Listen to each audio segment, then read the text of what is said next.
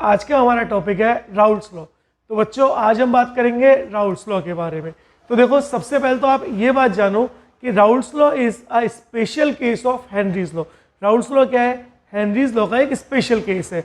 जिस तरह से हेनरी ने ये बोला था कि जब भी कोई भी गैस किसी भी लिक्विड में सॉल्युबल है तो उस गैस का जो प्रेशर है वो डायरेक्टली प्रोपोर्शनल है मोल fraction of gas present in liquid. That means liquid में जितनी ज़्यादा गैस सॉल्युबल होगी उसका प्रेशर उतना ही क्या होगा? ज़्यादा होगा। सेम यही चीज़ राउल्ट्स ने बोली, लेकिन अब इसने क्या किया? सॉल्यूशन चेंज कर दिया।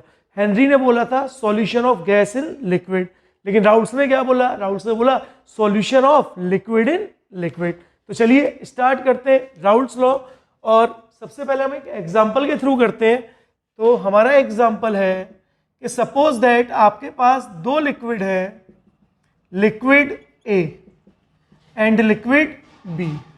आपके पास दो लिक्विड्स है बेटा, liquid A and liquid B. अब लिक्विड ए और लिक्विड बी जो है ये प्योर लिक्विड है, दैट मीन्स एक सॉल्यूट और एक सॉल्वेंट है। तो अब लिक्विड ए का जो प्रेशर है वो पी नॉट ए है। पी नॉट ए का मतलब क्या है कि pure pressure of liquid is P not a. That means P not A is pure pressure of liquid A. Liquid A का प्योर प्रेशर क्या है बच्चों? P not a. ज़्यादातर बच्चे इसी चीज़ में कंफ्यूज हो जाते हैं कि भाई पी नॉट ए है क्या। तो आपको कंफ्यूज नहीं होना है कि पी नॉट ए क्या है। P not A is the pure pressure of liquid A and P not B is the pure pressure of liquid B. अब जैसे ही मैं इन दोनों लिक्विड को आपस में मिक्स करूंगा तो एक हमारा सॉल्यूशन बनेगा जो होगा ए बी सॉल्यूशन। बहुत ध्यान से समझो, एक सॉल्यूशन बना ए बी सॉल्यूशन। अब अगर मैं इस सॉल्यूशन का टोटल प्रेशर निकालूं तो वो किसके इक्वल होगा? Pressure applied by liquid A plus pressure applied by liquid B. That means pressure of liquid A plus pressure of liquid B. अब ये बात समझो कि जब भी कोई भी मिक्सचर होता है तो उस मिक्सचर में अब जो प्रेशर होता है सेपरेट लिक्विड का, उसको हम बोलते हैं पार्शियल प्रेशर। यानी अब ये मिक्सचर है, इसमें दो लिक्विड का मिक्सचर है, तो इसमें pressure of A is partial pressure of A and pressure of B is partial pressure of B. तो पी ए इज बेटा partial pressure of liquid A and P B is partial pressure of liquid B। तो PA और PB क्या है? Partial pressure of liquid A and partial pressure of liquid B है। Now अब थोड़ा सा आगे चलते हैं और देखते हैं कि जरा मुझे आप एक बात बताओ, अगर मैंने बोला कि मुझे प्रेशर ऑफ लिक्विड A पता करना है यहाँ पर, तो जितने ज्यादा लिक्विड A के मोल फ्रैक्शन ज्यादा होंगे क्या उतना ही partial pressure of liquid A ज्यादा होगा? यही तो बोला राउल्ट्स ने। देखो क्या बोला, for a volatile solution. Volatile solution कौन से सॉल्यूशन होते हैं? जो वेपराइज हो सके उनको बोलते हैं हम लोग वॉलेटाइल सॉल्यूशन।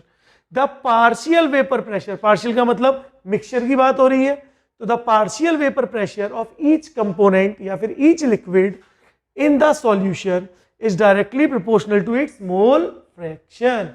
बस इतना ही बोला। क्या बोला कि भैया ए जो लिक्विड है उसका जो प्रेशर होगा वो डायरेक्टली प्रोपोर्शनल होगा किसके? Mole fraction of liquid A.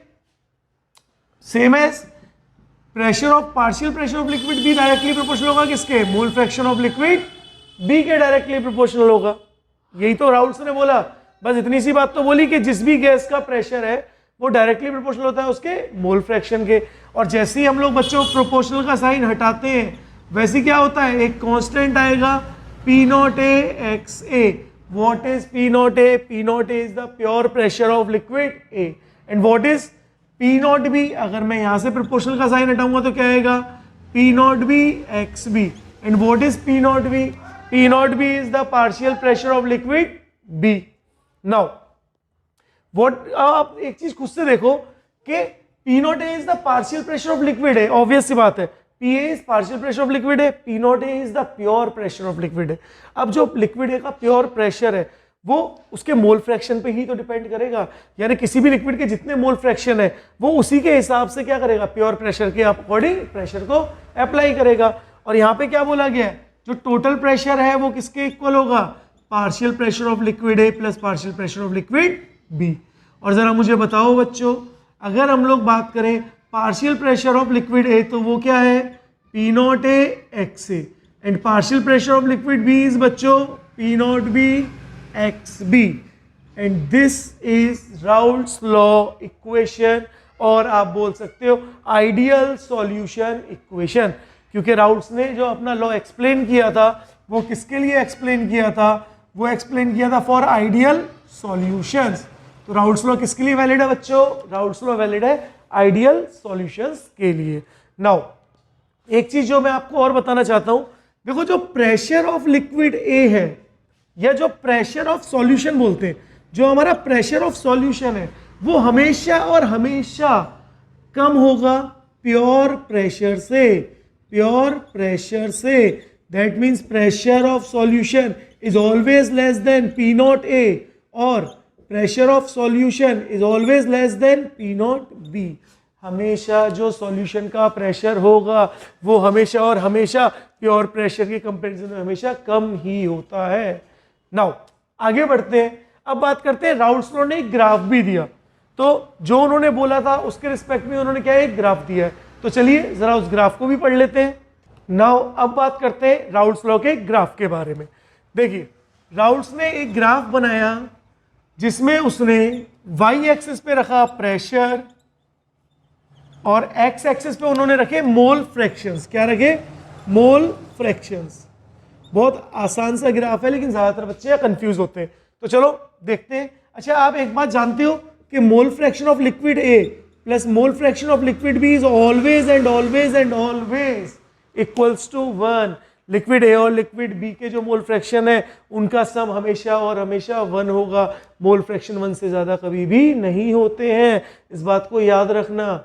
Now अब अगर मैं यहाँ पे बोलूँ कि मेरे पास mole fraction of liquid A 1 है, तो आप मुझे बताओ अगर mole fraction of liquid A 1 है तो mole fraction of liquid B कितने हो जाएंगे, 0।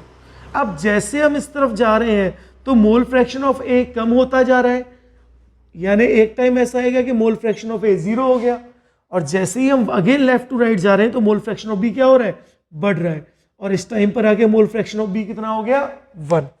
जब मोल फ्रैक्शन ऑफ ए 1 था तो उस टाइम बच्चों सिर्फ और सिर्फ कौन सी लिक्विड प्रेजेंट थी, लिक्विड ए प्रेजेंट थी, क्योंकि लिक्विड बी तो उसमें है ही नहीं। That means pure liquid A present है, और प्योर लिक्विड का प्रेशर कितना होगा बेटा, पी नॉट ए। सेम यहां पर मोल फ्रैक्शन ऑफ ए 0 है तो मोल फ्रैक्शन ऑफ बी कितने बच्चों, 1 है, यानी यहां पे भी कौन प्रेजेंट है, प्योर लिक्विड बी प्रेजेंट है, और प्योर लिक्विड बी का प्रेशर कितना होगा, पी नॉट बी। नाउ अब ये ग्राफ कैसे बनता है उसको देखिए। जैसे ही मैं लेफ्ट से राइट जा रहा हूं मोल फ्रैक्शन ऑफ ए कम हो रहे हैं, लेकिन मोल फ्रैक्शन ऑफ बी क्या होते जा रहे हैं, बढ़ते जा रहे हैं। तो जैसे ही मैं ग्राफ लेते जा रहा हूं मोल फ्रैक्शन ऑफ बी बढ़ते जा रहे हैं, और यही तो राउल्ट्स ने बोला है कि जो पार्शियल वेपर प्रेशर होगा वो डायरेक्टली प्रोपोर्शनल होगा किसके, मोल फ्रैक्शन के। तो जैसे जैसे लिक्विड बी के मोल फ्रैक्शन बढ़ते जा रहे हैं, क्या लिक्विड बी का पार्शियल प्रेशर भी बढ़ता जा रहा है क्या, that means P not B X B. Same जब मैं राइट टू लेफ्ट चलूंगा तो देखो mole fraction of A 0, and जैसे जैसे आप मूव करते गए मोल फ्रैक्शन ऑफ ए कितना हो गया, 1। इसका मतलब जैसे जैसे आप लोग राइट टू लेफ्ट जा रहे थे मोल फ्रैक्शन ऑफ लिक्विड ए बढ़ रहा है, और अगर लिक्विड ए के मोल फ्रैक्शन बढ़ रहे हैं तो उसका वेपर प्रेशर भी क्या हो रहा होगा, बढ़ रहा होगा। That means partial pressure of A is equals to P not A X A, और जब मैं इनको आपस में जोड़ दूंगा तो ये हो जाएगा टोटल प्रेशर जो होगा P not A X A plus P not B X B. This is the Raoult's law graph, और आप बोल सकते हो this is the ideal solution graph. तो बच्चों ये था हमारा राउल्ट्स लॉ। नेक्स्ट लेक्चर में हम बात करेंगे ideal and non ideal solution के बारे में। तो आज के लिए बस इतना ही।